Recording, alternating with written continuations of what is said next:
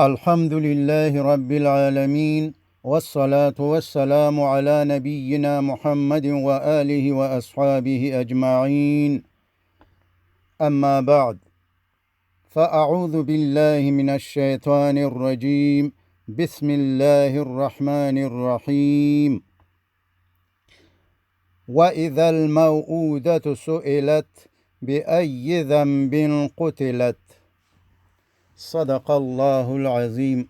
عنوان دی د ښځو حقوق په اسلام او نورو قومونو کې. ځینې خلک یا د تعصب او یا د بې علمۍ او ناخبرۍ په بنا اعتراض کوي چې اسلام د ښځو حقوق پایمال کړي دي. نو په حقیقت د پوهېدلو دپاره باید د پخوانیو او اوسنیو قومونو په فرهنګ او کلچر کې د ښځو حقوق مطالعه کړو او بیا یې د هغو حقوقو سره مقایسه کړو کوم چې اسلام ښځو ته ورکړي دي، او بیا فیصله په خپله وکړئ چې چا د ښځو حقوق پایمال او د خپو لاندې کړي دي، چا پې ظلم کړی دی او چا حقوق ورکړي دي او چا عدالت او انصاف ورسره کړی دی. په یونانی تهذیب او کلچر کې انسانانو ښځې ته په دومره بده او سپکه سترګه کتل چې په هغوی کې دا یو عام تصور و چې ښځه د ټولو مصیبتونو او تکلیفونو دروازه ده او هر مصیبت د ښځې په وجه په انسانانو راځي. ښځه د ساتیرۍ یو شی ګڼلو. د ښځې او نارینه تعلقاتو ته په غیر د نکاح نه د کلچر او تهذیب درجه ورکړې وه او فحشه او بدکارۍ ته پاک او مقدس مذهبي کار ویل کېدو. د بایبلن سیولایزیشن په کلچر او تهذیب کې ښځې ته دا حق ورکول شوی و که سړي به کومه ښځه مړه کړه نو قصاص او بدل به د سړي د ښځې نه اخیستل کېدو، یعنی د قاتل په ځای به د قاتل ښځه مړه کوله. خاوند یا قاتل به سرې سترګې ګرځېدو او نوی واده به وکړو. رومیانو چې ښځې ته په کومه سترګه کتل د هغې اندازه د دې نه ښه معلومیږي چې په دوی کې یوه لوبه یا ګیم رواج و. په حقیقت کې دا د ښځو یوه لوڅه ګډا وه چې کپړې یا جامې به یې وایستلې، نارینهو به یې سیال کولو او ښځو به لوڅې منډې وهلې. بدکارۍ ته یې د پاکۍ او تقدس درجه ورکړې وه. د ښځو او نرانو تعلقات هیڅ عیب نه و او ښځه د نرانو د ساتیرۍ یوه اله وه. په ایرانی کلچر او تهذیب کې به پلار د لور سره واده کولو خو چا عیب او بد کار نه ګڼلو. ښځې ته د وینځې په سترګه کتل کېدل. ښځه به د خاوند شخصي ملکیت او پراپرټي وه. هر وخت یې خرڅولی او اخیستلی شوه، لکه د نورو شیانو غوندې د اخیستلو او خرڅولو یو شی و. دا و د اسلام نه مخکې د ایرانیانو کلچر او رواج. که د چاینا تاریخ وګورو، پخوانی کلچر او رواج داسې و چې ښځې ته د انسان په سترګه خو کتل، مګر ویلې چې ښځه صرف د نرانو د حکم د منلو دپاره پیدا شوې ده او د دې نه نور زیات هیڅ حیثیت نه لري او په هر کار کې که ښه وي او که بد د خاوند حکم به مني. که پخوانی مصري تهذیب او رواج وګورو، ورور به د خور سره واده کولو او د محرمو په منځ کې واده کول عیب نه و او ویلې به چې ښځه د شیطان وسله ده. په پخواني مغربي کلچر او رواج کې دا یو عام تصور و چې ښځه د نارینه شخصي ملکیت او پراپرټي ده چې خرڅولی شي او اخیستلی شي، چنانچې تر څو پورې به چې خوښه وه ساتلی به، خپل خواهشات به پوره کول او استعمالولی به، خو هر وخت به چې زړه غوښتل خرڅولی به. او لوی ظلم خو دا و چې قیمتونه هم معلوم و، د اخیستلو او خرڅولو یو شی و او د انسان په سترګه ورته نه کتل کېدل. فکر وکړئ چې انسان دومره ذلیل شي چې د ښځې په شکل کې د الله دې ښایسته مخلوق ته د انسان په سترګو هم نه کتل. خو ډیره د افسوس خبره ده چې کم ظلمونه چې پخوا د ښځې سره شوي دي اوس هم ورسره کیږي، بلکې د پخوا نه لا زیات ظلمونه ورسره کیږي. کمې لوبې چې پخوا د ښځې د عزت سره کېدلې اوس هم کیږي. دا ماډرن کلچر او رواج خو د پخوانیو رومیانو، ایرانیانو او د جهالت د وخت د عربانو د کلچر او رواج نه هم زیات ظالم وختو، ځکه چې دې عصري او ماډرن کلچر او رواج خو د هغې پاکې، معصومې او عزتمنې ښځې چې هغه لور ده، هغه خور ده، هغه میرمن ده، هغه مور ده، د هغې د سر نه د حیا څادر لرې کړو، د عزت جامې او لباس ترې وویستلو، د یوې ښایسته میرمنې حق ترې واخیستلو، د یوې ښایسته او مهربانې مور حق ترې واخیستو، د دې د عزت محافظینې د بې غیرتۍ او بې حیایۍ په زندان کې واچول، سرتوره او بربنډه د کور نه د باندې را وویستله او ازادي دې ته نه بلکې د نرانو لاسونو ته ازادي ورکول شوه چې د ښځې ګریوان او عزت ته ورسیږي او په اسانۍ سره د خپل هوس او خواهش لقمه او مړۍ جوړه کړي. ورونو او خورګانو، که پخوا خاوندانو ښځې خرڅولې، آیا دا حقیقت نه دی چې ماډرن کلچر او رواج د ښځو د خرڅولو یو نوی انداز او طریقه په کار اچولې ده او د ښځو عزتونه خرڅوي؟ کله ترې ماډل جوړ کړي، ورته وایي چې ماډلینګ کوه او پیسې ګټه، کله د مختلفو تولیداتو او پروډکټس د اعلاناتو دپاره استعمالیږي، او کله خو خپل عزت خرڅوي، لوڅ ناچ او ګډا کوي او پیسې ګټي. آیا تاسو د مختلفو کمپنیو تولیدات نه ګورئ چې په اکثرو باندې د ښځو داسې عکسونه وي چې سترګې ورته په لیدلو شرمیږي؟ ډیر د افسوس ځای دی چې انسان د خپلې لور، خپلې ښځې، خپلې خور او خپلې مور دومره زیاته بې عزتي ولې کوي؟ په انډیا کې په پخواني کلچر او رواج کې د ښځې مقام او حیثیت دا و چې کله به یې میړه مړ شو نو ښځو ته به نور د ژوند حق هم نه ورکول کېدو او د میړه یا خاوند سره به یې یو ځای ژوندۍ سوځوله. چې په ښځو باندې دې ظلم د راجا رام موهن رای د وخت پورې دوام وکړو. کله چې د راجا رام ورور مړ شو، خلکو غوښتل چې ښځه هم ورسره ژوندۍ وسوځوي. راجا رام را ووتو او خلکو ته یې وویلې چې زما ورندار ولې ژوندۍ سوځوئ؟ دې څه ګناه کړې ده؟ دا خو ظلم دی، او که تاسو دې ته ظلم نه وایئ نو زه نه پوهیږم چې ظلم څه ته وایي.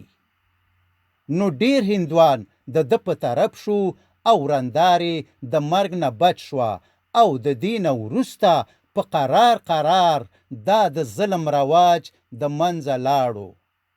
همدارنګه د اسلام نه مخکې د عربو په بعضې قبایلو کې رواج او کلچر داسې و چې بې حیایي او فحشا دومره ډیره وه چې یوې ښځې ته به 10 نران ورتلل. کله چې به ماشوم وزیږېدو نو قیافه شناس یا هغه سړی چې ماشومان به یې پیژندل چې پلار یې څوک دی هغه به یې پلار معلومولو او ماشوم به یې ورته سپارلو. دا و د ښځې عزت او مقام، نه یې کور معلومو او نه یې خاوند. همدارنګه د ځینو قبیلو بعضې خلک به د لور په پیدا کېدلو شرمېدل او منحوس یې ګڼل او فکر یې کولو چې زما لور به څنګه بل چاته ودیږي.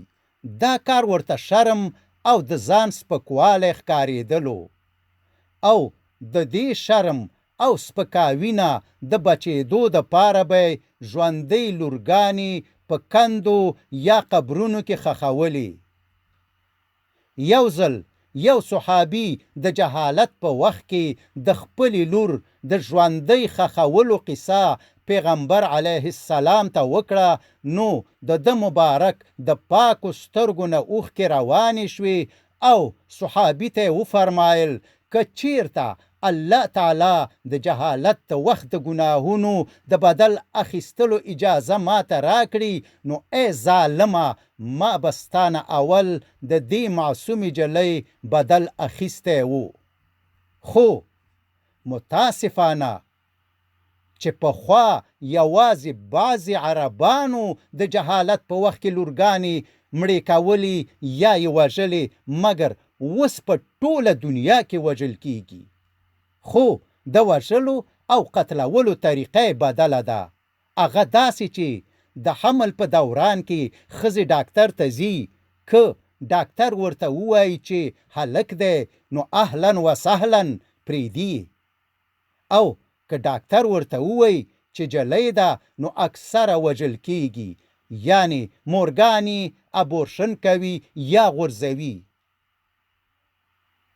چې په دې طریقه یوازې په انډیا کې په کال کې 11 میلیونه او 2 لکه ژوندۍ لورګانې وژل کیږي. او همدارنګه د دنیا په نورو ملکونو کې هم د زیږېدلو نه مخکې ژوندۍ لورګانې وژل کیږي. پخوانیو ظالمانو او جاهلانو خو به دنیا ته د راتللو چانس ورکولو، خو د اوسنیو ظالمانو جهالت او ظلم د هغوی نه هم ډیر زیات دی، ځکه چې اوسني ظالمان خپلو لورګانو ته دنیا ته د راتلو چانس هم نه ورکوي او د مور په رحم کې وژني، چې اکثره د خاوندانو او خواخېګانو د خوا نه ښځه مجبوریږي چې خپله لور مړه کړي. ټولې خواخېګانې، خاوندان او ښځې باید پوه شي چې د حشر په میدان کې به الله تعالی د دې وژل شوي ماشومې نه پوښتنه کوي چې په کومه ګناه وژل شوي یې، او ستاسو سره به د ظالمانو او قاتلانو په شان حساب کیږي او په دوزخ کې به جزا درکول کیږي. اوس ګورو چې اسلام ښځو ته څنګه حقوق ورکړي دي. اسلام ښځې ته د لور حیثیت او حق ورکړو. اسلام هغه لورګانو ته چې د اسلام نه مخکې به ځینو پلرونو ژوندۍ ښخولې او اوس هم ځینې مور او پلار په ډیره بېرحمۍ سره مخکې د دې نه چې دنیا ته راشي وژني. اسلام دې معصومو او بېګناه لورګانو ته دومره لوړ او اعلی مقام ورکړو چې د دوی د خدمت کولو په بدل کې مور او پلار ته الله جنت ورکوي. قرآن فرمایي وَإِذَا الْمَوْءُودَةُ سُئِلَتْ بِأَيِّ ذَنبٍ قُتِلَتْ. او کله چې د ژوندۍ ښخې شوې نجلۍ نه پوښتنه وشي چې هغه په کومه ګناه وژل شوې ده، یعنی په اسلام کې د اولاد وژل خصوصا د لورګانو وژل حرام دي. په سورة النحل کې د آیات مفهوم دی چې د لور په پیدا کېدو چې څوک خفه کیږي دا هم مجرم دی، دا هم جرم دی او قرآن د دینه منع کوي. حضرت محمد صلی الله علیه وسلم فرمایي څوک چې د دوه لورګانو تربیت او پالنه په ښه او نیکه طریقه وکړي تر څو چې بالغ شي دا سړی به په آخرت کې داسې زما سره نږدې وي لکه زما دا دوه ګوتې چې سره نږدې دي.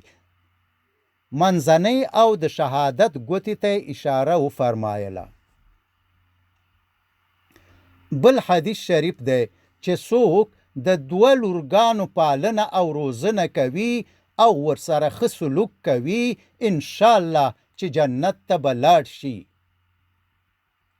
اسلام ښځې ته د کور د میرمن یا کورودانې حیثیت او مقام ورکړی دی.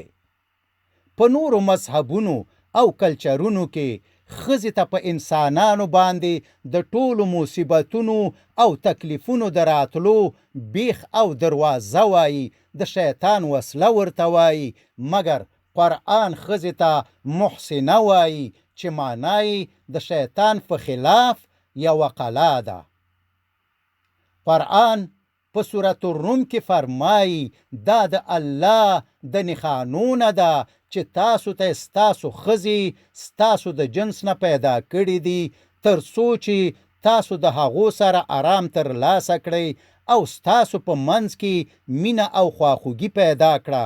بېشکه په دې کې د هغو خلکو دپاره ډېرې نښانې دي چې غور او فکر کوي. یعنی اسلام ښځې ته د الله آیات او نښانه وایي.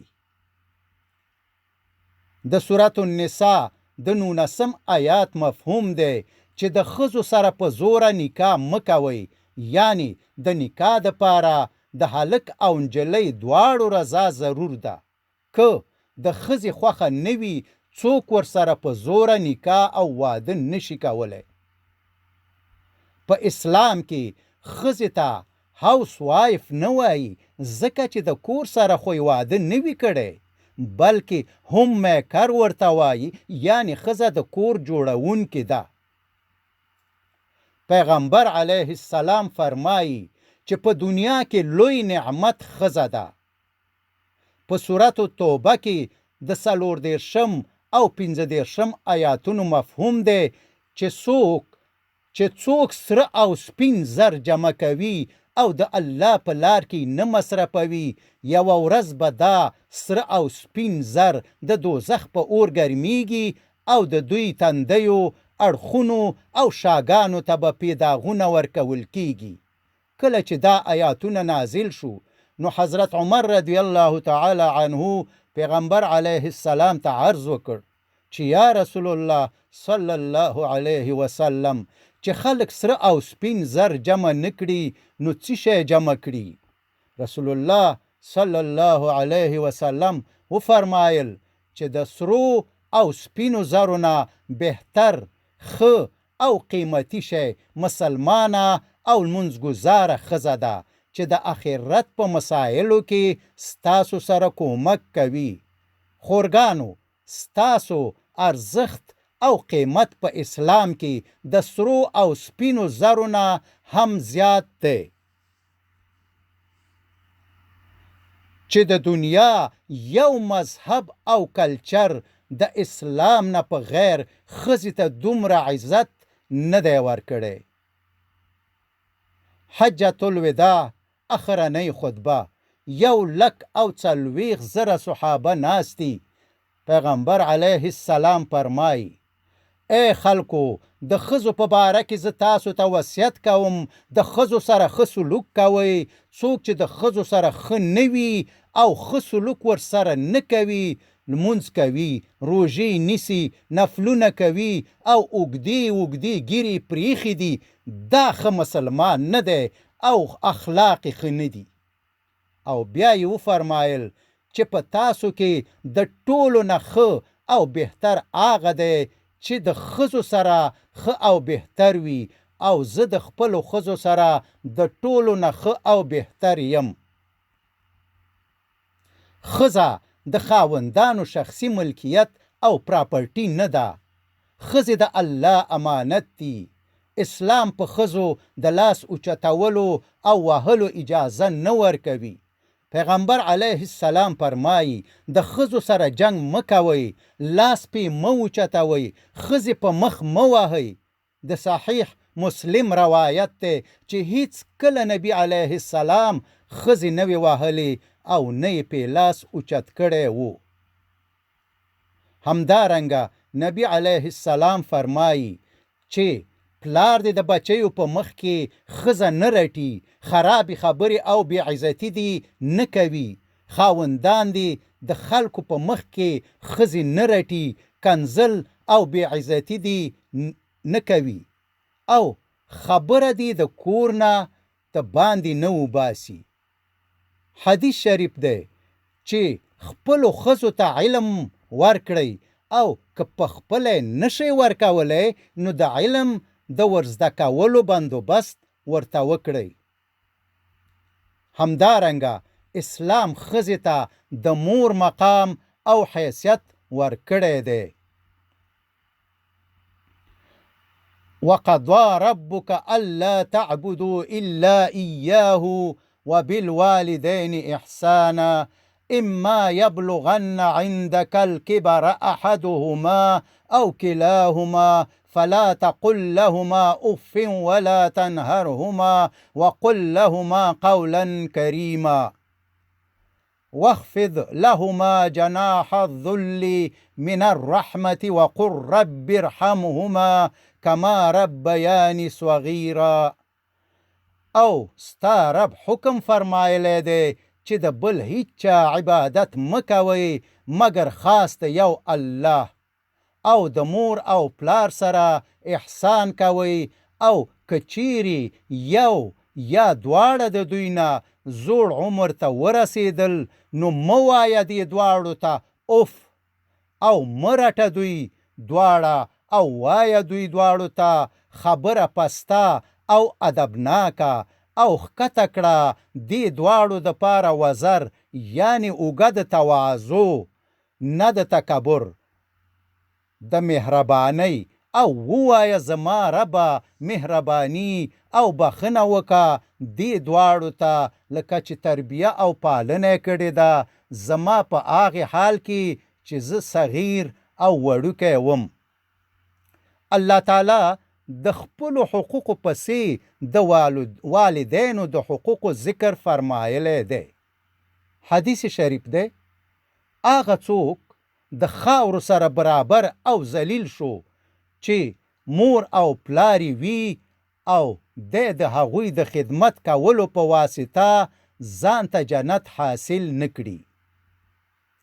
بل حدیث شریف دی چې د پاک الله رضا د مور او پلار په رضا کېدلو کې ده، او د الله په غضب کېدل د مور او پلار په غضب کې دي.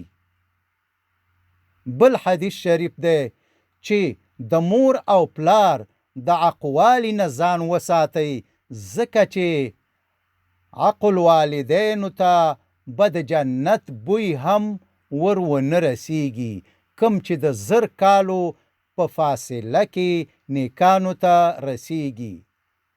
عقل والدین هغو خلکو ته وایي چې مور و پلار یې عق کړی وي.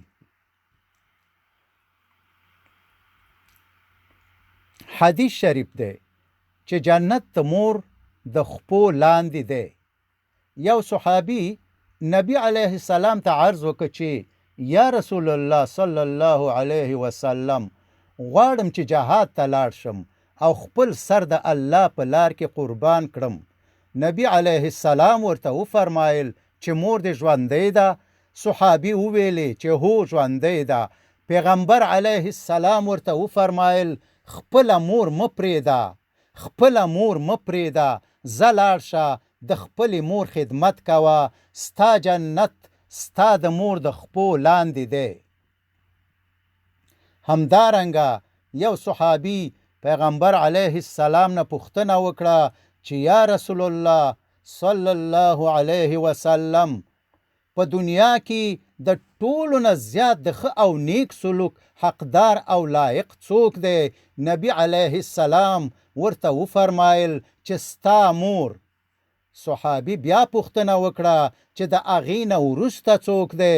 نبی علیه السلام بیا وفرمایل چې ستا مور. صحابي بیا عرض وکړ چې د هغې نه وروسته بیا څوک دی؟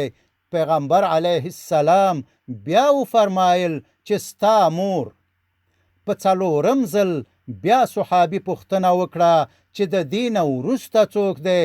نو په څلورم کرت پیغمبر علیه السلام وفرمایل چې ستا پلار، یعنی 85% د ښه او نیک سلوک حقداره او لایقه مور ده او 15% پلار دی. همدارنګه په اسلام کې د شرک نه وروسته د ټولو نه لویه ګناه د مور نافرمانی ده. همدارنګه اسلام ښځې ته د خور مقام او درجه ورکړې ده.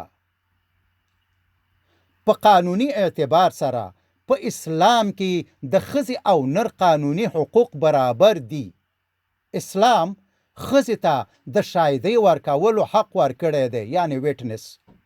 که د ښځې او خاوند په منځ کې طلاق واقع شي، د عدت د ختمېدو پورې مصارف په نارینه دي، او که وړوکی ماشوم ولري د بلوغت د وخت پورې مصارف په نارینه دي، او که خاوند مړ شي د عدت د دوران مصارف به د خاوند د دولت نه کیږي. که چیرته څوک د یوې ښځې په عزت تهمت او الزام ولګوي، یعنی په یوه پاکه ښځه دروغ ووایي، د دروغو الزام پې ولګوي، نو که 4 شاهدان د هغه خبره تصدیق نه کړي، 80 دورې به وهل کیږي او په آینده کې به شاهدي نه قبلیږي. اسلام ښځې ته د وټ د ورکولو حق ورکړی دی. په اسلام کې د نر او ښځې درجه برابره ده، اگر چې په بعضې کارونو کې د نر درجات زیات دي او په بعضې کارونو کې د ښځې درجات زیات دي، خو په مجموع کې د دواړو درجې برابرې دي. ښځې ته دا حق چې خپل جایداد په خپله خرڅولی او اخیستلی شي، په 19مه پیړۍ کې د اول وار دپاره ورکول شو، مګر اسلام دا حق 1400 کلونه مخکې ورکړی چې بالغه ښځه په غیر د چا د اجازې نه خپل جایداد خرڅولی او اخیستلی شي. اسلامي شریعت ښځې ته د شرعي حدودو په چوکاټ کې د حلال کار او تعلیم اجازه ورکوي. کولی شي چې ډاکټره، نرسه، ګینوکالوجسته، معلمه وغیره جوړه شي. په اقتصادي ډول ښځه مجبوره نه ده چې د کور مصارف وکړي. د کور ټول مصارف لکه جامې، ډوډۍ، د اوسېدلو ځای وغیره دا ټول په نارینه دي. د واده نه مخکې د ښځې مصارف په پلار او ورور دي، او د واده نه وروسته په خاوند او زوی دي. هیڅ څوک نشي کولی چې ښځه په کار کولو مجبوره کړي او یا په زوره پرې کار وکړي، مګر که په خپله خوښه وغواړي چې کار وکړي کولی شي. خو کمې پیسې چې ګټي هغه یې خپلې دي، خو که په خپله خوښه مصرفوي څه ممانعت نشته. د دې او د کور ټول مصارف صرف په نارینه دي، یعنی که ښځه غریبه وي او که مالداره، او که نارینه غریب وي او که مالدار، په دواړو صورتونو کې د ښځې او کور مصارف په نارینه دي، او په ښځه څوک زور نشي کولی چې کار وکړي او پیسې وګټي. اسلام ښځې ته د خاوند په مال کې د میراث حق ورکړی دی. قرآن فرمایي چې ښځو ته د نکاح په وخت کې تحفه ورکوئ یعنی مهر ورکول فرض دي او په غیر د مهر نه نکاح نه کیږي مګر د ځینو ملکونو لکه انډیا او پاکستان کلچر او رواج داسې دی چې خاوندان د ښځو نه د جهیز په نوم تحفې اخلي چې دا دومره ظالم رواج او کلچر دی چې زیاتې مورګانې او پلرونه د همدې رواج د لاسه خپلې بېګناه او معصومې لورګانې دنیا ته د راتلو نه مخکې د مورګانو په رحمونو کې وژني تر څو چې د جهیز د ورکولو نه خلاص شي. زه خپل تقریر همدلته بس کوم او د منکرینو د نورو اعتراضونو لکه د واده په وخت کې د بیبي عایشې رضی الله تعالی عنها د عمر په باره کې او په اسلام کې د څلورو ښځو د کولو په باره کې چې دوی کوم اعتراضونه کوي انشاءالله چې په بل تقریر کې به جوابونه ورکول شي. وما علینا الا البلاغ وصلی الله تعالی على خير خلقه محمد وآله وأصحابه أجمعين